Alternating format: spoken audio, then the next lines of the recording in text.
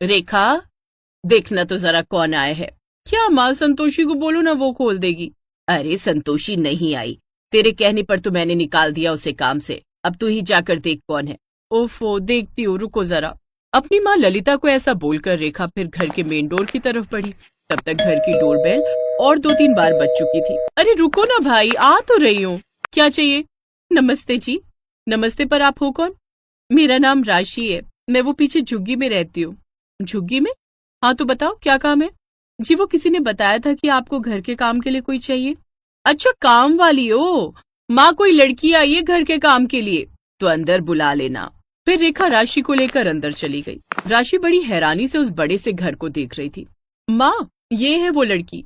अब क्या नाम बताया था तूने अपना? जी राशि। तू तो बड़ी सुंदर है। तुझे तो कहीं भी नौकरी मिल जाती तो फिर ये नौकरानी का काम क्यों करती है? जी सुंदरता से क्या होता है, अच्छी नौकरी के लिए पढ़ाई लिखाई भी तो जरूरी होती है ना। हाँ, ये बात भी ठीक कही तूने। वैसे कहाँ तक पढ़ी हो तुम? जी वो 5वीं पूरी ना कर पाई थी गांव में, फिर पापा के साथ यहाँ आना पड़ गया तो बस। फिर यहाँ तो जी आपको पता ही है, शहर के स्कूल कितने महंगे होते हैं, तो पापा पढ़ा नहीं पाए आगे। अच्छा ये बता, पहले कहीं काम किया है या हमें ही रिस्क लेना पड़ेगा? नहीं जी, काम तो कहीं नहीं किया, पर मैं अपना घर बड़े अच्छे से संभालती हूँ, वैसे इस घर का भी ख्याल रख लूंगी। ठीक है, फिर कल से काम पर आ जाना। अरे रुक जा रेखा, अभी मैं बैठी हूँ ना यहाँ। राशि, फोन तो है ना तेरे पास? हाँ जी, ये छोटा फोन है मेरे पास।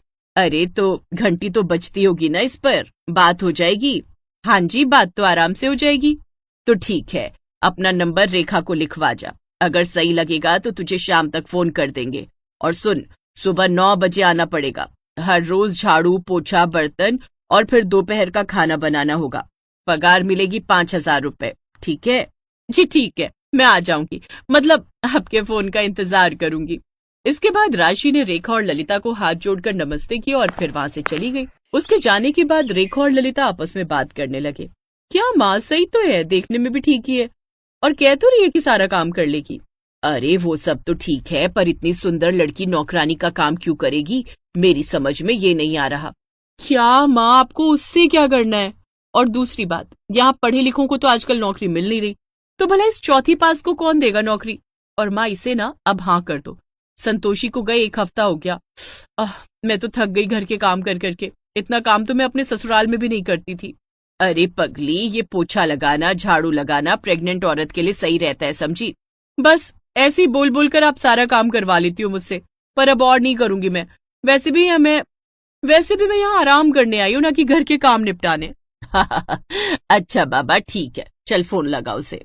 रेखा की जिद के आगे ललिता की नहीं चली और उन्होंने राशि को काम पर रख लिया। दरअसल रेखा गर्भवती थी। उसका पति विदेश में नौकरी करता था, इसलिए वो प्रेग्नेंट होने के बाद अपनी माँ के पास ही रहने के लिए आ गई थी। फिर अगली सुबह, मैडम आइए, नाश्ता बन गया है। अरे वाह, क्या बनाया है तुमने? जी आलू के पराठे बनाए, साथ में दही लेंगी या अचार? दही ही ठीक है। ये बहुत टेस्टी बनाया है तुमने। अच्छा राशि, तुम्हें और क्या क्या बनाना आता है? छोटी मैडम, आप जो कहो वो सब बना दूंगी मैं। अच्छा तो कल सुबह सैंडविच बनाओ फिर। ठीक है, जैसा आप कहो। ऐसे वक्त गुजरता गया। राशि ललिता के घर पूरे दिल से काम करती थी। उसकी वजह से ललिता का घर हमेशा चमकता रहता, और खाना तो वो ऐसा बनाती थी कि जो एक बार खा ले बस तारीफ ही करता रहे। फिर एक सुबह जब राशि नाश्ता बनाने की तैयारी कर रही थी। राशि आ गई क्या? जी मैडम।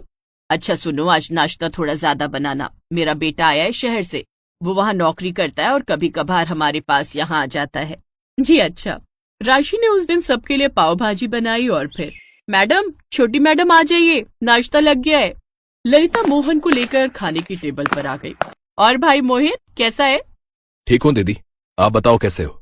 देख तो रहा ही है, अब बस दुआ करती हूँ कि जल्दी से मेरा लल्ला या लल्ली जो भी हो मेरी गोद में आ जाए, अब और सब्र नहीं होता।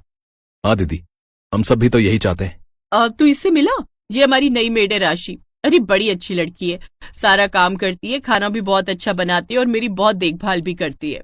3-4 दिनों तक अपनी माँ के पास रहने के बाद मोहित वापस शहर जाने लगा। ठीक है माँ, मैं चलता हूँ।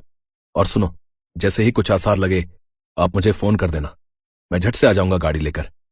दीदी को अच्छे हॉस्पिटल में ले जाएंगे, ठीक है? मोहित अपनी माँ और दीदी से विदा लेकर चला गया।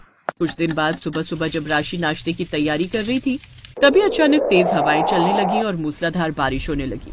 तभी उनके घर के सामने ही एक बड़ा सा पेड़ आ गिरा। ये देखकर ललिता और रेखा घबरा गई और फिर वो हुआ जिसका डर था। रेखा को लेबर पेन शुरू हो गया। माँ, मुझे अस्पताल ले चलो प्लीज, बहुत दर्द हो रहा है। हे भगवान, ये क्या हो गया? घर के आगे तो पेड़ गिरा पड़ा है, एम्बुलेंस कैसे आ पाएगी? अब क्या होगा? राशि, ओ राशि, जल्दी एम्बुलेंस के लिए फोन कर बेटा। जी मैडम, अभी लगाती हूँ। राशि ने एम्बुलेंस को फोन किया और ललिता ने मोहित को। फिर थोड़ी देर बाद, ये एम्बुलेंस की आवाज है ना? जी मैं जाकर देखती हूँ। तभी राशि झट से वापस आई। उसके पीछे 2 नर्सेस थी। उनके हाथ में एक स्टील का बक्सा था। तभी राशि ने उन नर्सेस को देखकर कहा, hurry up, listen, you go and get some hot water and you go and sterilise the whole bed and prepare for the delivery. We have to do this here, understood? Yes doctor. Rashi को यूं फर्राटेदार English बोलता देखकर ललिता के होश उड़ गए।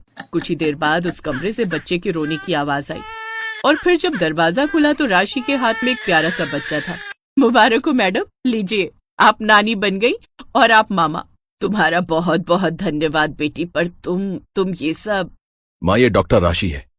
अब आप पूछोगे कि ये डॉक्टर आपके घर में कैसे, और मैं इसे कैसे जानता हूं? तो सच ये है माँ कि राशि और मैं एक दूसरे से बहुत प्यार करते हैं और शादी करना चाहते हैं। लेकिन जब मैंने इसे बताया कि आपको जॉब करने वाली लड़कियां पसंद नहीं है, तो राशि ने बड़े भरोसे के साथ कहा कि वो आपका दिल जीत कर दिखाएगी और ये साबित करके दिखाएगी कि पढ़ी लिखी लड़कियां भी अच्छे से घर संभाल सकती हैं। और तो और जब इसे पता चला कि दीदी प्रेग्नेंट है, तो उसी ने ये पूरा प्लान बनाया। और चूंकि राशि यहां पहले से थी, तो मुझे दीदी की कोई चिंता भी नहीं थी। अरे पर ये तो धोखा है ना। सॉरी, अगर मेरी इस हरकत से आपको बुरा लगा हो तो मुझे माफ कर दीजिए मैडम। मैडम नहीं, मम्मी। पगली कहीं की। मुझे मनाने के लिए कितनी तकलीफें उठाई तुमने, पर ठीक ही है, इसी बहाने मैंने तुम्हें अच्छे से परख तो लिया